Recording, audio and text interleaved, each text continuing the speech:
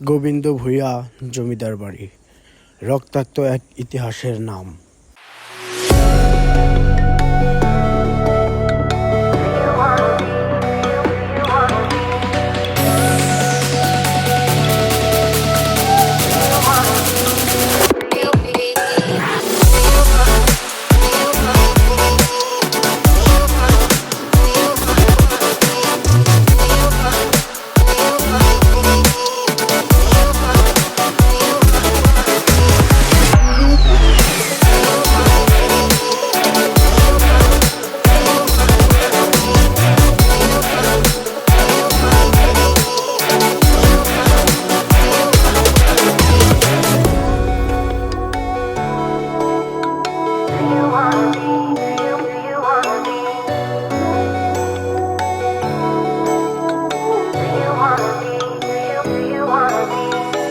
যেতে যেতে বামনডাঙ্গা এলাকার গ্রাম্য হাটের দেখা, যেখানে তরতাজা শাকসবজি, গরু, ছাগল সবই পাওয়া যায়। এই হাটটি মূলত মঙ্গলবার ও শুক্রবার অবিচল থাকে। রাজা গোবিন্দ ভূঁইয়ার জমিদার বাড়িতে যাওয়ার জন্য আপনারা গোপালগঞ্জ জেলার মুকশেদপুর উপজেলার বড়িতলা বাস স্ট্যান্ড থেকে 9 কিলোমিটার পশ্চিমে বনগ্রাম বাজার থেকে 5 টাকা অটোরিকশা ভাড়া দিয়ে যেতে পারেন গোবিন্দ ভূঁইয়ার রাজবাড়িতে, অথবা মুকশেদপুর উপজেলা থেকেও অটোরিকশা নিয়ে আপনারা চলে যেতে পারেন সেই রাজার বাড়ি। এটি হচ্ছে মেন ফলক, যেখানে এখনো বসবাসরত আছেন রাজা গোবিন্দ ভূঁইয়ার বংশধরেরা।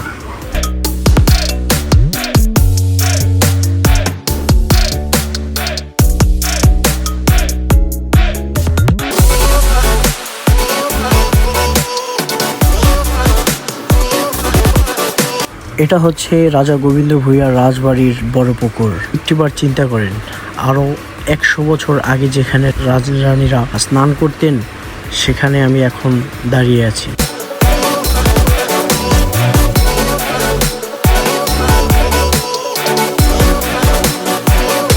এটাই হচ্ছে রাজা গোবিন্দ ভূঁইয়ার মেইন রাজপ্রাসাদ, যেখানে বসবাস করতেন রাজা গোবিন্দ ভূঁইয়া ও তার স্ত্রী বা ছেলে সন্তান।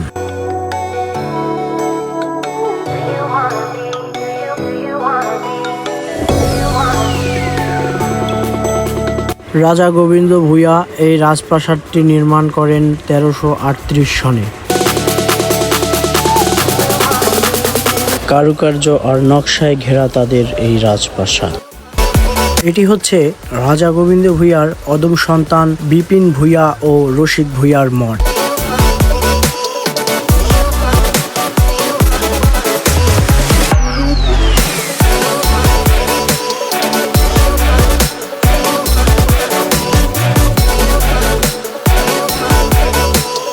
বন্ধুরা, আমরা দেখতে পাচ্ছি বিপিন ভূঁইয়া ও রসিক ভূঁইয়ার যে মঠ, সেই মঠের পাশে আরেকটি বাঁধানো ঘাটলা। আসলে এটা নদীর উপর তৈরি। এখন যে বাড়িটি দেখতে পাচ্ছেন, এটা হচ্ছে গোবিন্দ ভূঁইয়ার যে দাস দাসীরা ছিলেন তাদের থাকা খাওয়ার ঘর। জানা যায় রাজা গোবিন্দ ভূঁইয়ার আমলে এই গাছটি রোপণ করা হয় আরও 100 বছর আগে।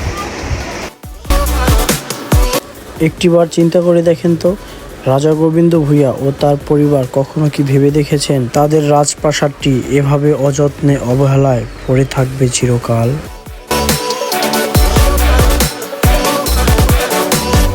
গোবিন্দ ভূঁইয়ার জমিদার বাড়ি প্রতিটি ইট ধূলিকণা এখনো অপেক্ষার প্রহর গুণে। তারা কোথায় আছে, আসবে বলে ইতিহাসের সাক্ষী হিসেবে এখনো ঠাঁই দাঁড়িয়ে আছে গোবিন্দ ভূঁইয়ার জমিদার বাড়িটি।